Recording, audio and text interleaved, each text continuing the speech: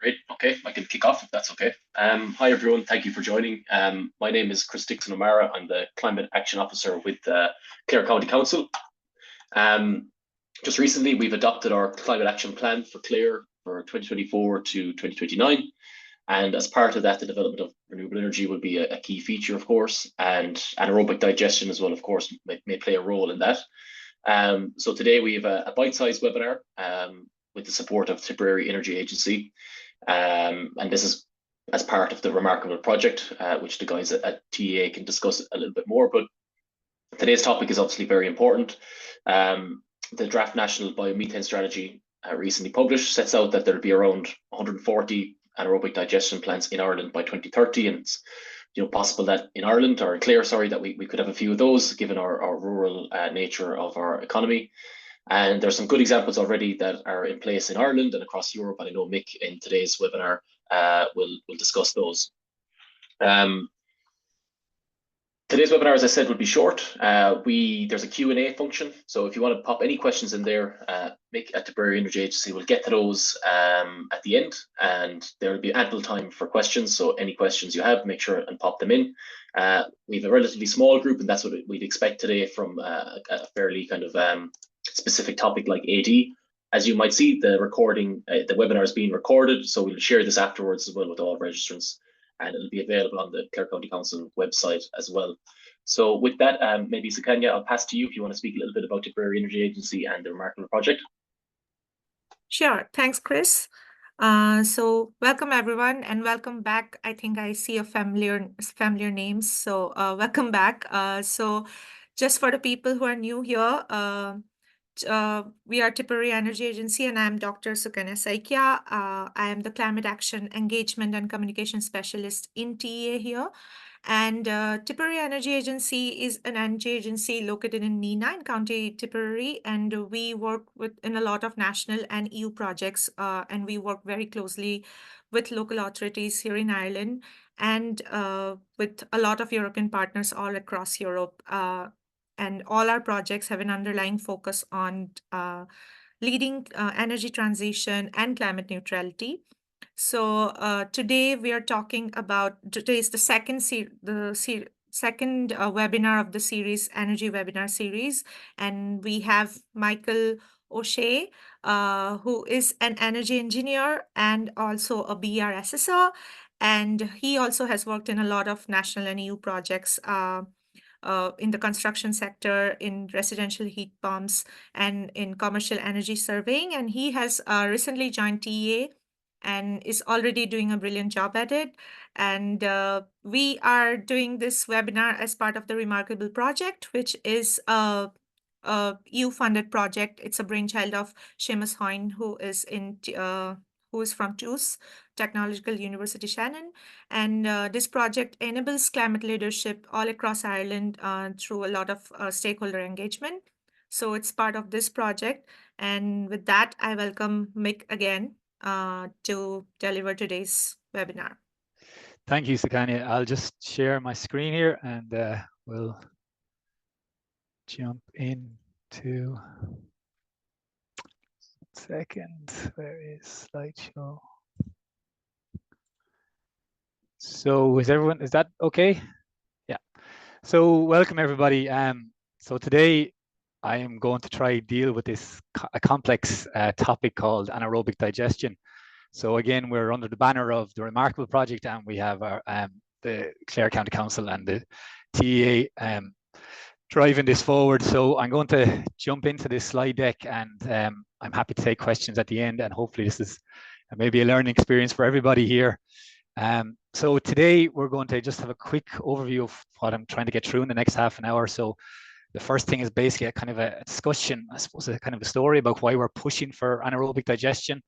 A kind of an example of how it works. Now, this is very high level. Then examples of kind of micro and large scale plants. An overview of what's kind of one of the pilot projects in Ireland at the moment, run by Teagasc. And then an overview of the kind of the draft national biomethane strategy that's basically trying to, I suppose, kind of put forward what the framework or what the landscape of kind of anaerobic digestion and biomethane will look like in the next 6 years. And then what, again, describing the landscape, then a kind of a high level look at what, if a community wanted to establish an AD plant, what would the kind of high level steps that they need to be thinking about? Then the benefits of AD, and then we'll have some time for Q&A at the end. So I'll just jump in. So again, this is kind of, not to say we're going back to class here, but it's kind of important. There's a lot of new vocabulary, and just a quick kind of idea of what we're going through. So anaerobic meaning without oxygen, digestion. So this is the organic matter broken down by microbial activity. So anaerobic digestion, kind of, I suppose the simple analogy is your brown bin outside. If we sealed your brown bin, that means we're removing oxygen from it. The bacteria will start to break down the compost or the food that's in there, and they will start to release gases. So that's kind of anaerobic digestion in a very crude manner. Biogas then is the kind of the output of anaerobic digestion, but it is a mix of many different gases, one of which is kind of, I suppose for this topic, methane, carbon dioxide. And then another heading here is biomethane. So of the biogas, we're interested in the biomethane of that. Another output of this process is called digestate. So this is basically a physical output at the end of the process that has a nutritional value. So it's an interesting product. You know, it has properties of NPK that will be used for can be used for agricultural again. And the feedstock basically is the raw ingredients that we put into this process. So those terms I'm going to be repeating throughout this slide deck. So I hope introduce them now as a benefit to people. So again, the big picture of why we're talking about AD, and I suppose in relation to the climate action plans that are going on in all the councils and nationally and in the world at the moment, is we're trying to basically keep our temperatures down. And that means basically trying to keep the levels of CO2 down. And you can see, you know, this graph really illustrates how we're not really winning that fight at the moment. You know, our goal is to keep the global temperatures below 1.5 according to the Paris Climate Accord. And you know, we are on a very fast trajectory to beating that, and we need to put the brakes on.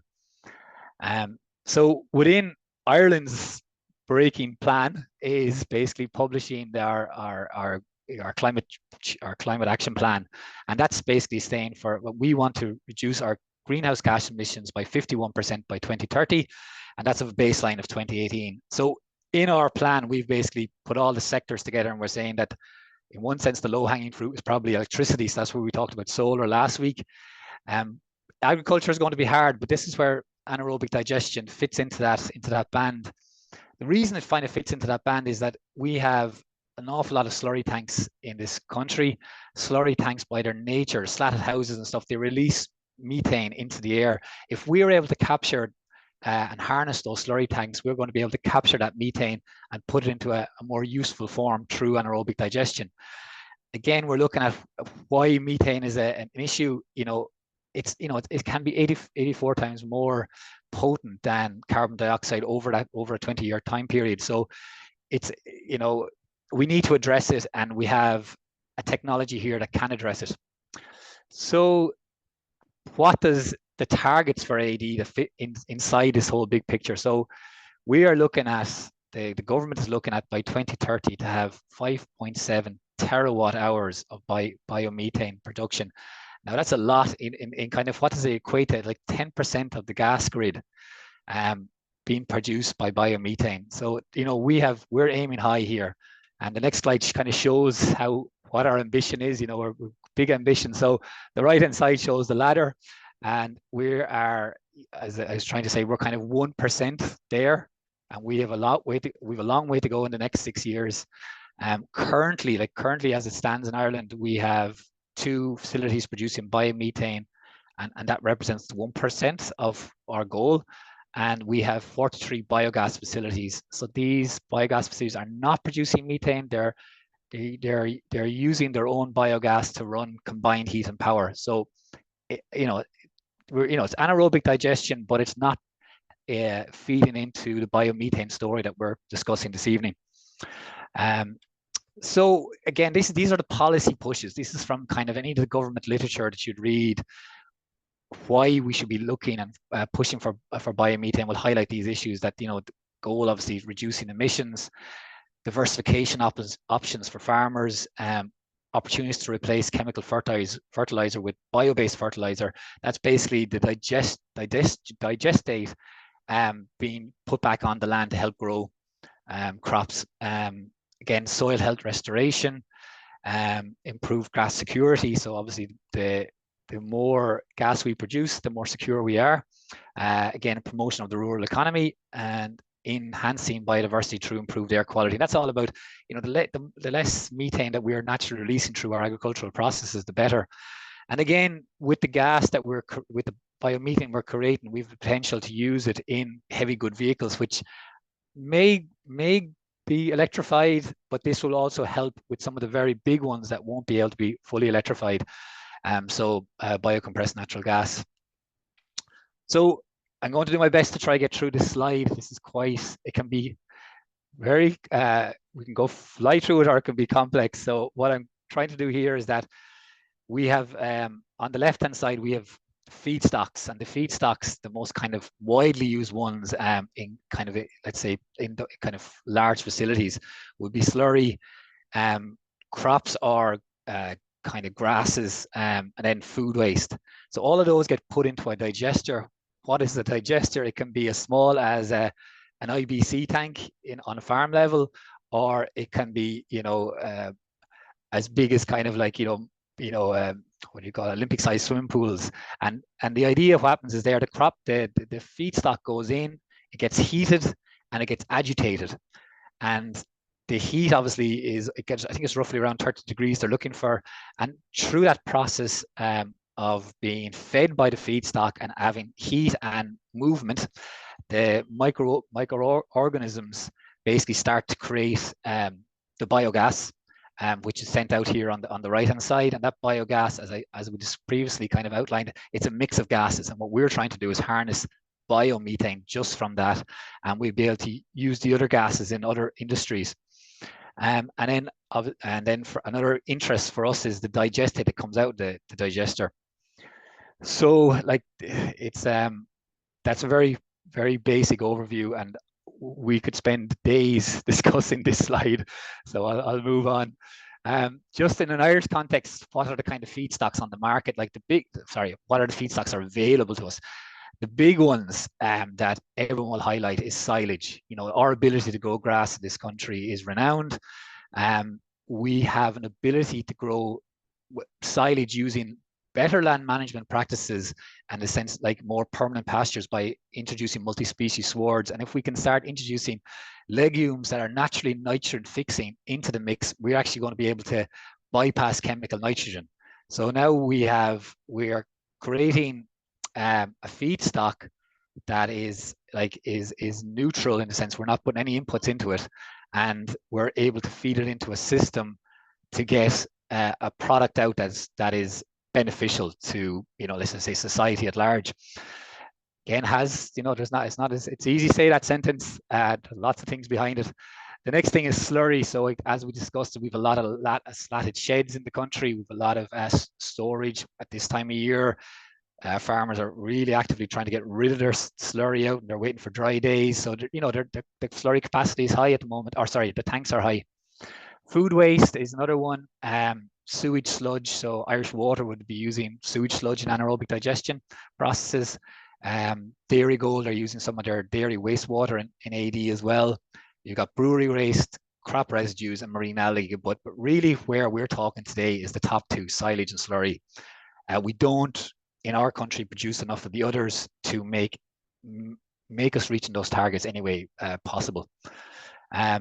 So the next, and I suppose this is a very good slide just to kind of show what. So we're looking at, let's say, grass silage there, the second point down, and so the biomethane output basically means the kind of the energy that's in it. So if we look at, so the grass silage being 0.831 megawatt hours per ton, if we're only getting animal slurry alone in 0.122 megatons, it's not enough. We need a good mix to get the biomethane output, and that's I suppose that's part of the big picture here, why the government is pushing for agricultural feedstocks, especially silage, because it's high in biomethane output. We don't have a big enough poultry industry to justify the scale there. Like we just don't have enough poultry houses to use the top mark there, but we have the land bank to produce the silage. So next slide here. So these are just a couple of quick examples of kind of what's available out there. So there's a Cork-based company called MyGug, and they are producing small mini digesters, micro or mini digesters. Generally, I kind of looked at their information leaflets. What I found it hard to find was I couldn't get a price directly for these units, but they're a well-established company. They're receiving lots of rewards and stuff from their innovation. So it's, if I suppose a small restaurant or a community out there that was serving lots of meals, having a good bit of food waste, like if you're up to 5.5 kgs of food waste a day, you have the potential of getting 2 hours of gas from the system back into your stoves or your overhead cookers, and then you got 11 liters of digestate. So that's a kind of a liquid compost, if you can call it any other thing. So in this sense, they might be able to sell it, or they're going to put it into their local farmers market or whatever else to get rid of it. On a more, this is the pilots. This is the Teagasc pilot methane plant. So there, this picture is obviously on the inbuilt, but it's up. I think it's up and running there. They're able to produce 3.2 gigawatt hours. So what I've talked about today is we're looking for, I think it's roughly 5.2 terawatt hours in total. So I've tried to, so what this plant is producing is 0.0032. So you can see the scale of this pilot plant is tiny in comparison to where we're going, but nevertheless, it's an essential stage in the process, because we have to be able to pilot these things, and they're piloting the slurry and the silage mix. So what the outcomes of this pilot were going to be massively beneficial for the big plants and for getting buy-in, I think, across the country. Large scale plants. So this is kind of the kind of plants that potentially could be seen in the Irish landscape. So we're looking at 1 million tons of feedstocks coming in.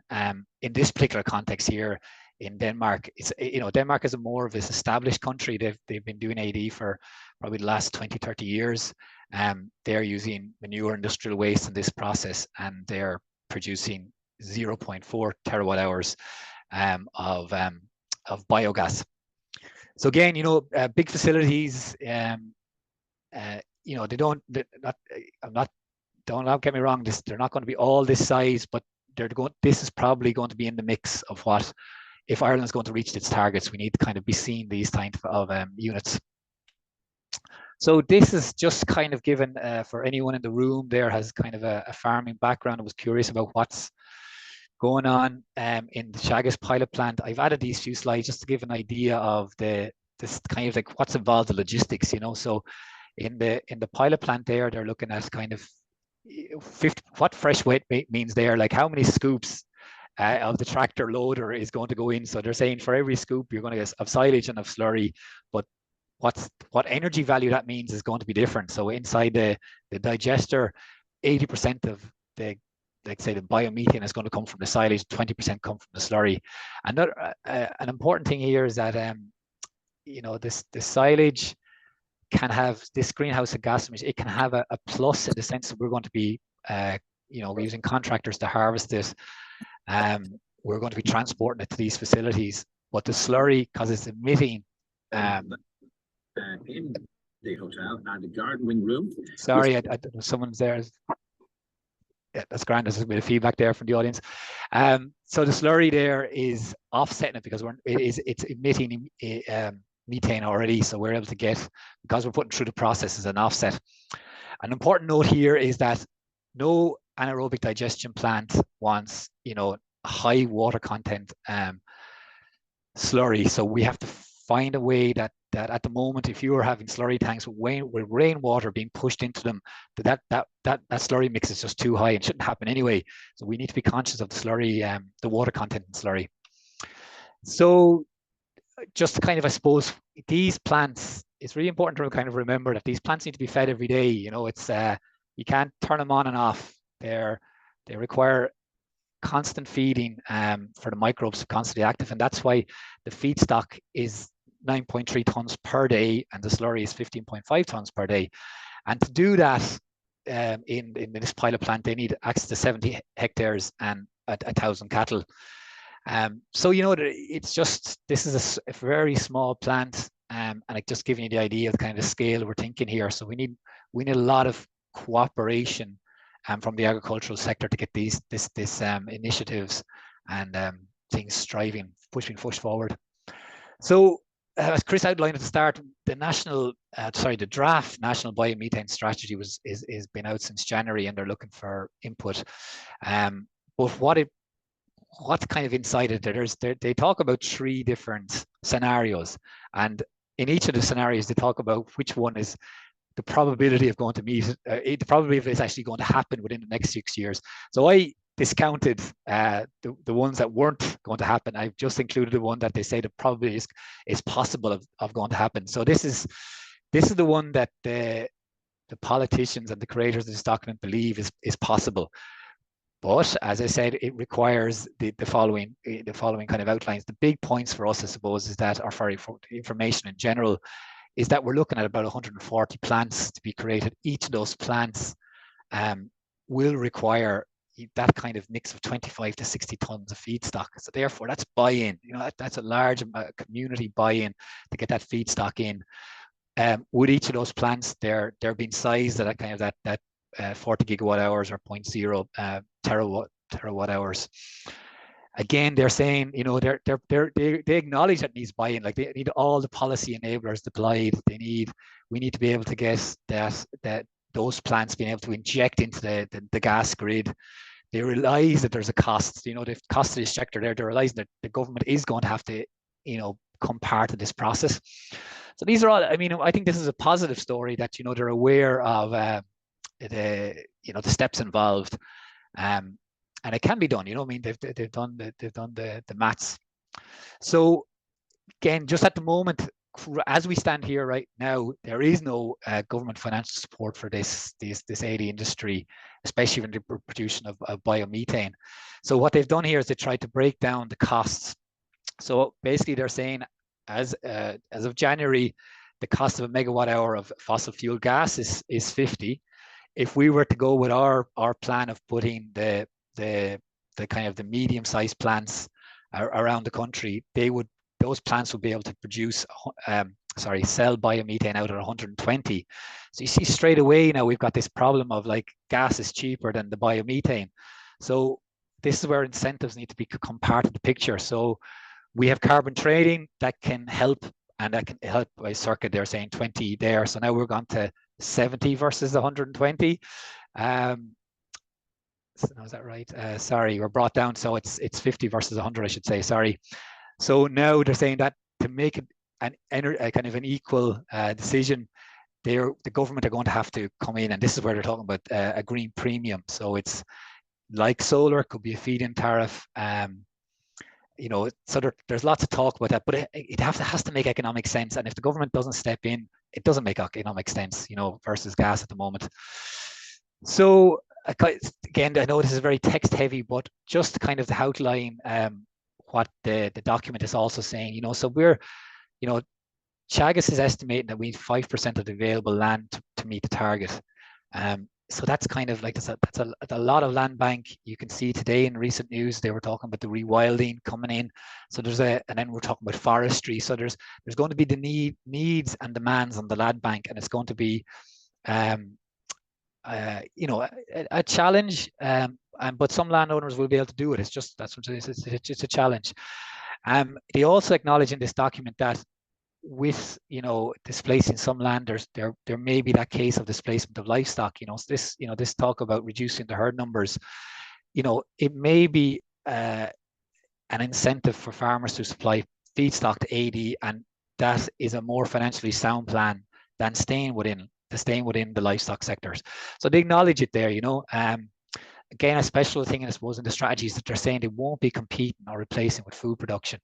So, you know, you know, that's a real important factor, that this is meant to be a sustainable policy. They're not talking about, you know, us farmers and communities, you know, discussing and arguing and debating over, you know, whether in dairy or beef or horticulture is better than, you know, growing energy.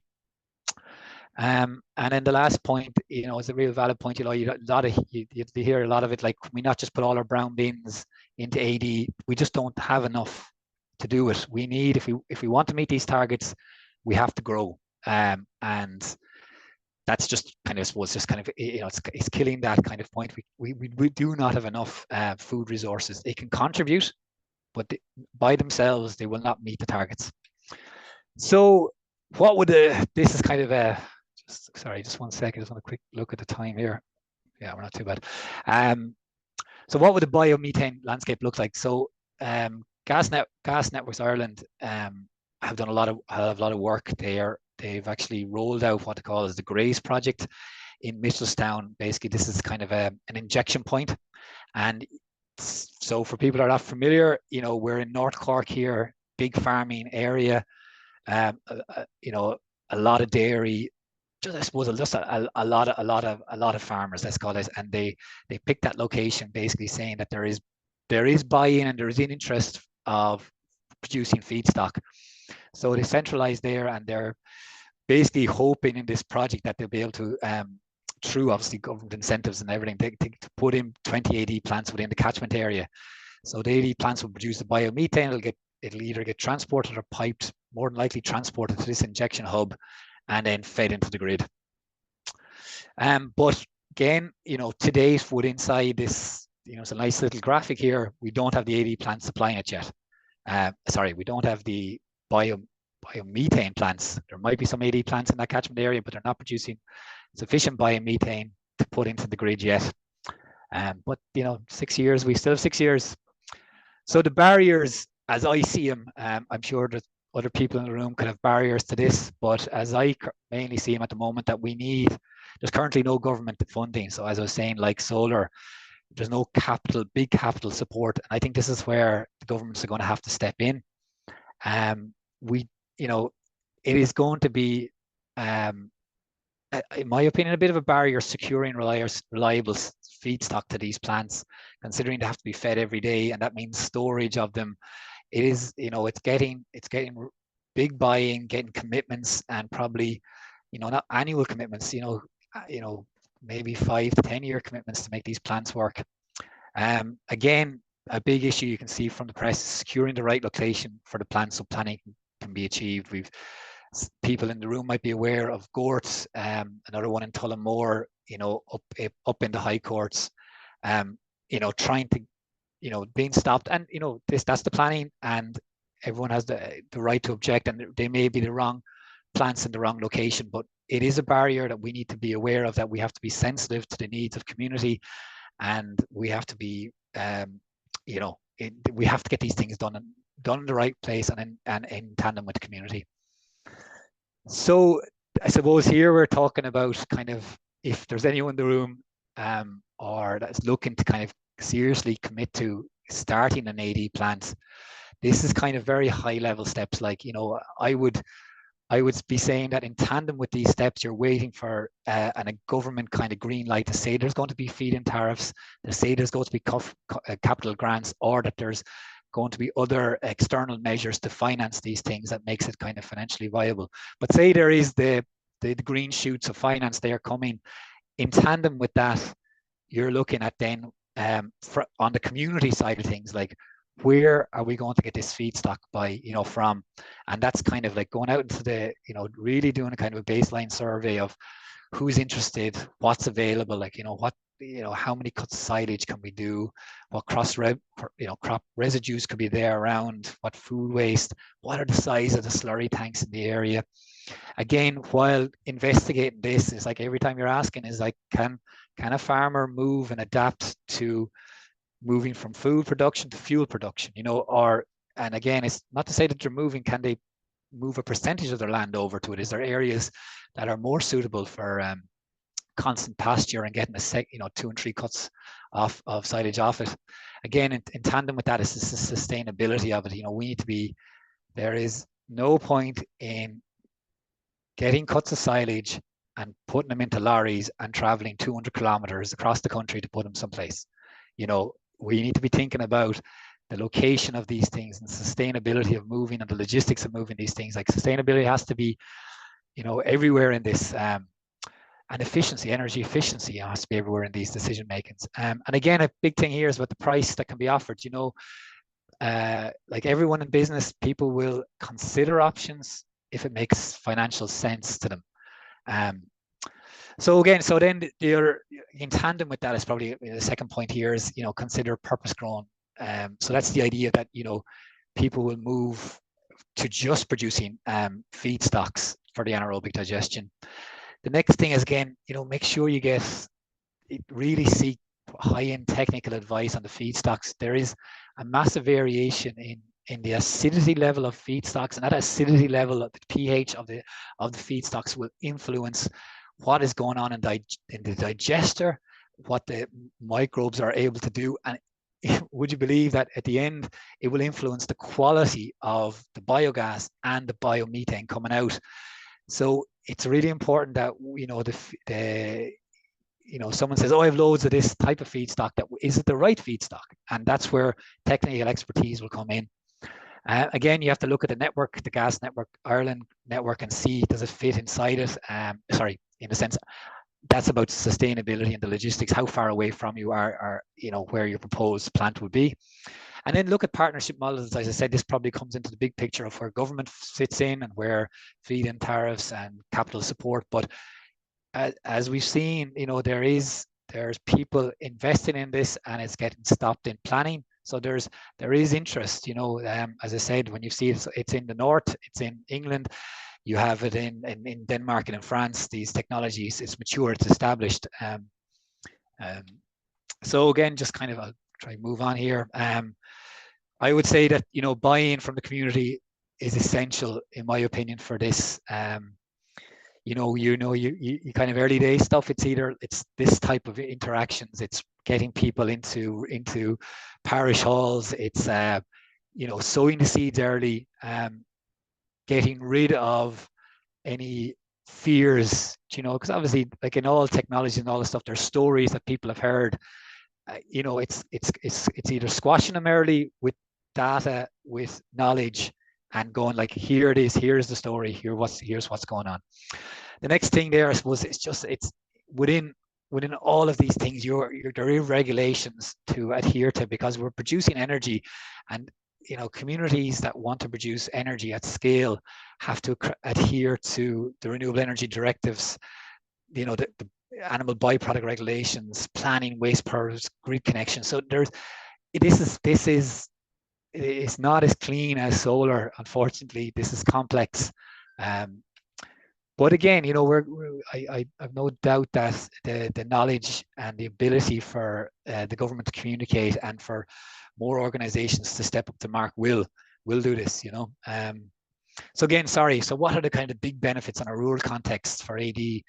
So, you know, the farm diversification is a big thing. You know, the idea that farmers have the ability to consider now supplying feedstock in, you know, I think has to be seen as a positive. The more possibilities you have coming into the more income streams you coming into the farm, the better, in my opinion. It will indirectly create more local jobs, because there's going to be, as I said, if you're taking 3 cuts of silage a year, there's going to be more silage being cut. There's going to be more transportation of digestate back, and also feedstocks too. And I think indirectly all that, there's going to be a lot of technical expertise needed, and those jobs created with that, whether the farm advisors get upskilled in this area. You know, there's going to be more people out and about. Reducing carbon footprint, obviously, is kind of goes without saying. And then soil quality enhancement through the use of digestate. So again, this digestate has an NPK property.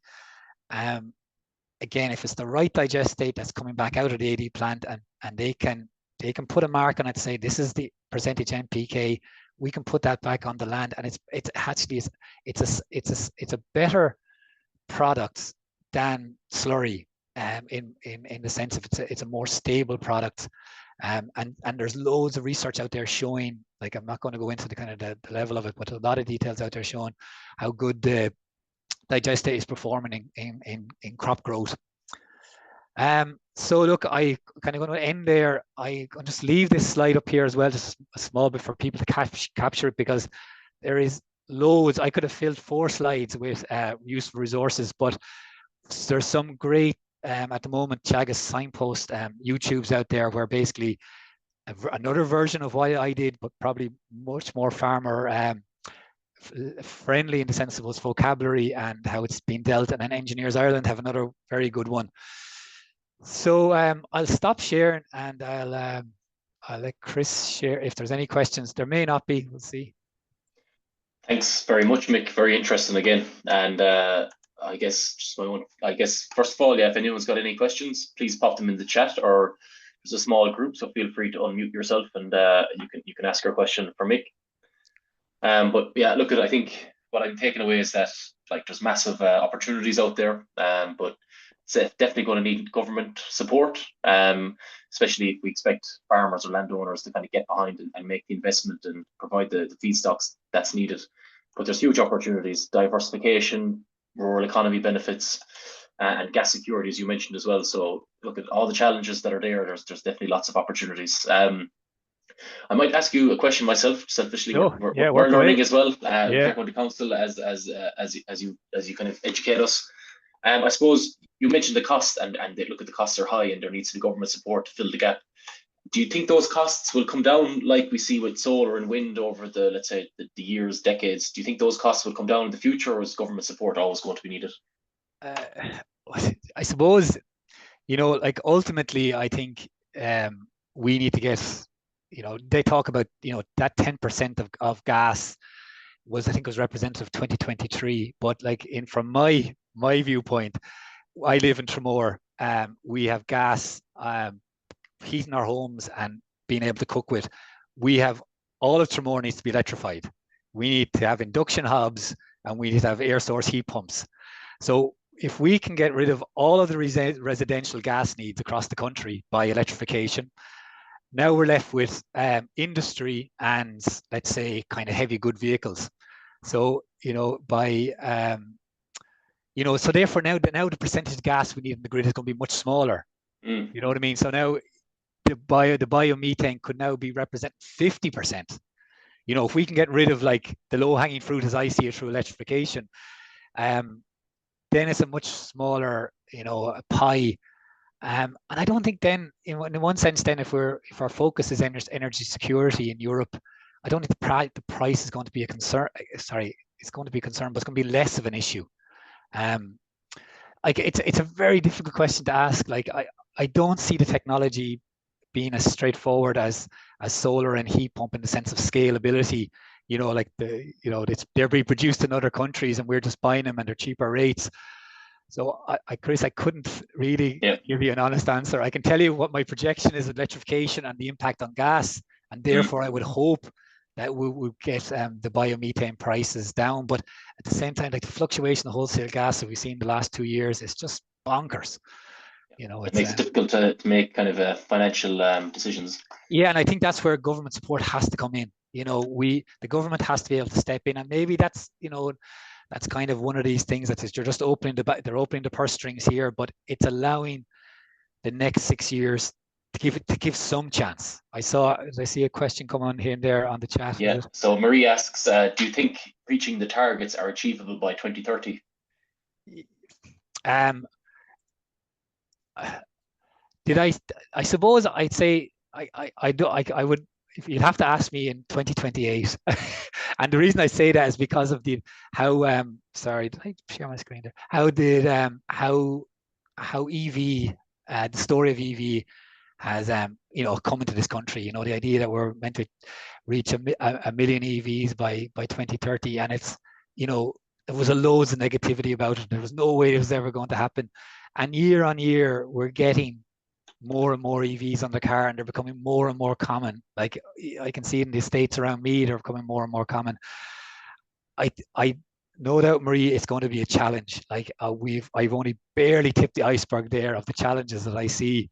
But if the government this year can come up with a funding, let's say a landscape that will work I think we're going to get buy-in, and then the next thing, in tandem with the funding, a really focused effort on trying to make the communities around the country see this as being a benefit. And again, all about location. I mean, we have to be very sensitive where wind farms, solar farms, AD plants go. But I think there's space. It's just finding the right space. I'll say now that they are achievable, but I think I'll be much better placed in 2028. Marie asks another very good question. Will it cost more in emissions than it will save, looking at the delivery of silage to these sites and all that goes with it? And that was one of the questions I wanted to ask as well. Like, do the environmental benefits outweigh the kind of the potential risks as well? Yeah, I know, and this is it. And when you look at some of the, like, I didn't want to discuss the cost-benefit analysis. There's lots of reports out there. There's a very good one on Dingle, where they started to look at exactly those points, Marie, that you've mentioned. This is the idea that it's only AD plants only mean sustainable if you're within a crow fly radius of 10 to 15 kilometers. Now, are you going to find? This is the challenge. You have to find a location, enough of a land bank around it, and then you are commuting, you are transporting, like as everyone knows, in silage season on the small roads and boreens in Ireland, what you'd see, it is going to be an image of that, another version of that, and then on the other side of it, the digestate coming back out into the land. So in Europe where this has been done, it is seen as tanks of tanks of gas being delivered to and fro. And how are those vehicles being run? At the moment, they're being run on diesel. In the future, will they be run on nitrogen? Will they be run on high electrification? If we can electrify heavy good vehicles, then we're on a winner. If we're going to be using fossil fuels, yes, the argument, it's really then it's about location. We can't have, it's unsustainable to be doing over X amount of kilometers. What was Noel saying there? So Noel's asking, what are the effects on water quality of using digestate instead of slurry grassland? Yeah, so an interesting one there. Like, so of the reports I've read, Noel, this is not, I know there's slurry best practice, and then there's slurry management, and there's best practice approaches, and then there's sometimes what farmers need to get done. And I have seen all versions of it. And where you're talking about slurry practices where, the land is not capable of taking the slurry, or it's, in the sense of it's just, there's too much, it's just too wet, and you're getting all this runoff and the nitrogen issues running into the rivers and streams, and the nitrates effect on that. The digestate that's coming out is a much more stable product. It's much more solid in its nature, so it can be spread. I've seen it spread with just think of the word now. It can be diluted down and spread with the kind of the low. Because what I'm thinking now, the slurry spreader with all the kind of the pipes on the end of it, or it can be mixed out again. But I think the fact that it's the digestate has a guaranteed NPK associated with, or in some case a derivative of the NPK coming out of it. The research and the reports I've said that it is better than slurry on the land and less impactful on nitrates.